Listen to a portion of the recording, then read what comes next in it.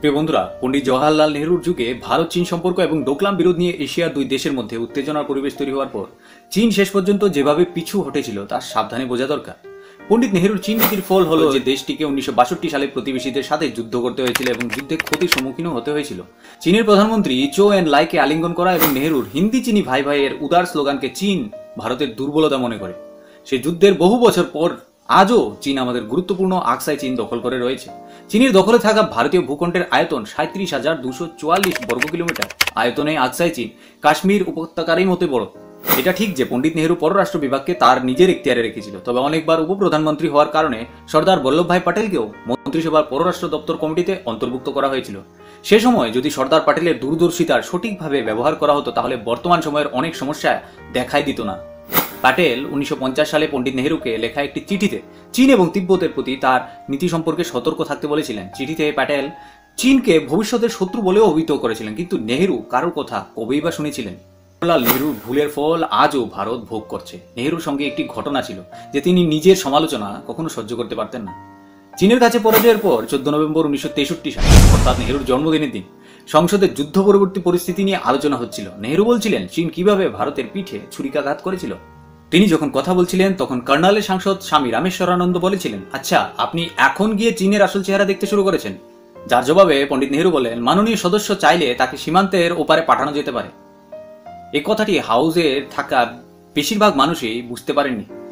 এরপর পণ্ডিত নেহরু প্রস্তাবের বিষয়ে আরও কথা বলতে থাকেন। এরপর আরেক সদস্য এইচ.বি. কামাত বললেন, আপনি কথা বলতে থাকুন নেহরুজি, আমরা হস্তক্ষেপ করব না। এবার নেহরুজি বিস্তারিত বলতে শুরু করলেন ভারত আক্রমণের আগে চীন কতটা প্রস্তুতি নিয়েছিল। স্বামী রামেশ্বরানন্দ আবার উচ্চকণ্ঠে বললেন, আমি জানতে আগ্রহী যে চীন যখন প্রস্তুতি নিচ্ছিল তখন আপনি কি করছিলেন। এবার নেহরুজি মেজাজ হারিয়ে ফেললেন।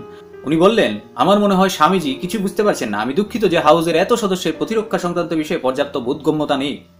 এর মানে এই যে নেহরুজি, যাকে অত্যন্ত গণতান্ত্রিক ব্যক্তি হিসাবে চিত্রিত করা হচ্ছে, প্রকৃতপক্ষে ছোটখাটো সমালোচনার মুখোমুখি হওয়ার সাহসও তার ছিল না।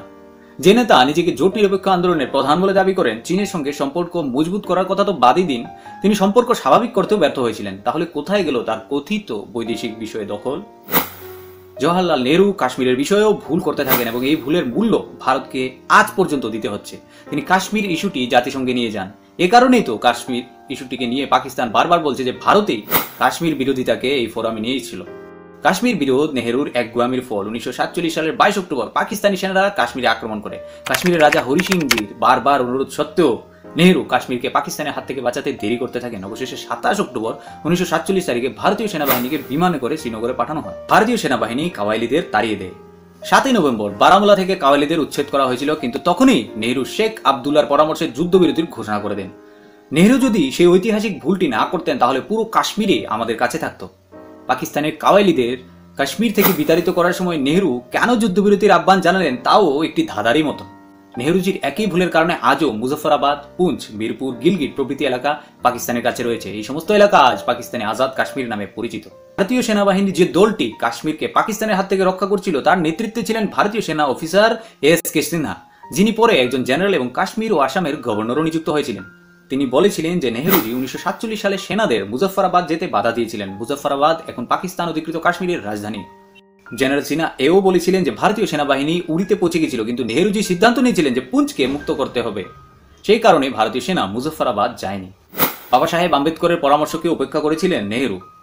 উনি ভারতীয় সংবিধানে 370 ধারা যুক্ত করে দিয়েছিলেন। তিনি তার প্রিয় বন্ধু শেখ আবদুল্লার পরামর্শে এটি করেছিলেন। আর্টিকেল 370 ফলে কাশ্মীরের জন্য একটি পৃথক সংবিধান অনুমোদিত হয়েছিল, এখানে বিধানসভায় পাশ না হওয়া পর্যন্ত ভারতের কোনো আইনই কার্যকর হবে না। অর্থাৎ তিনি দেশে দুটি সংবিধান প্রণয়নের পথ প্রশস্ত করেছিলেন। এইভাবেই দেশের প্রথম প্রধানমন্ত্রী দেশকে নানান জটিল সমস্যায় জড়িয়ে গেছেন। একটা জিনিস বুঝি না যে নেহরুজির কিসের অভাব ছিল। ভারতের মতো এত বড় ভূখণ্ডের প্রধানমন্ত্রী হওয়াটা সাধারণ ব্যাপার নয়। হ্যাঁ, এটা আলাদা ব্যাপার যে প্রধানমন্ত্রী হিসেবে তার নির্বাচন নিজের মধ্যে একটি বড় বিষয়, যে প্রশ্নটা ভারতীয়দের মনে থেমে থাকে না আর ভবিষ্যতেও কখনো থামতেও পারবে না। আমার নিজের মতে এটাকে আমরা আমাদের দুর্ভাগ্য বলতে পারি যে স্বাধীনতা পাওয়ার পর ভারতের মতো বিশাল দেশের সঠিকভাবে দায়িত্ব নেওয়ার জন্য দায়িত্বশীল একটি কাঁধ খুঁজে পাওয়া যায়নি। তো আজকের জন্য বিদায় নিচ্ছি বন্ধুরা। আপনারা খুশি থাকুন, আমাদের দেশও খুশি থাকবে। জয় হিন্দ।